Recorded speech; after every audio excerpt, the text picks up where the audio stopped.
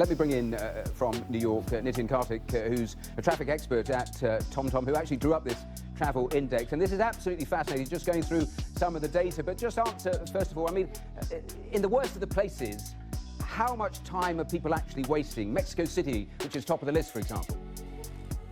Absolutely. In fact, what's interesting, Matthew, is when you look around the world, people are wasting hundreds and hundreds of hours stuck in traffic. You mentioned Mexico City, which we declared as the traffic capital of the world, where people are wasting 227 hours every year sitting in traffic. Now, if you think about that and juxtapose it with a 40-hour work week, that is a month of work hours that people are stuck in traffic. Imagine if people had a month back in their lives, they could go take a vacation, they could go do something else. So we think that it's very important to provide such information. At TomTom, we take the glass half full perspective, which is, hey, this is a sign of a growing world economy.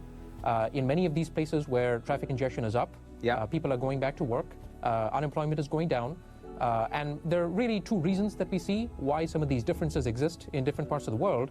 One is on the supply side in terms of infrastructure. The other is on the demand side in terms of people actually getting on the roads.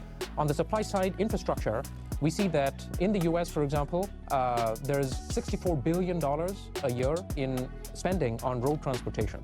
That is more than, if you look at the OECD reports, more than the next 12 countries combined. Well, that's sort of quite an optimistic way of looking at data that you yourself have collected. I'll come back to a couple of those points in a moment. You talked about infrastructure. Just in 30 seconds for us, can infrastructure ever keep pace with the sort of traffic numbers, congestion from your figures that seems to be just growing exponentially?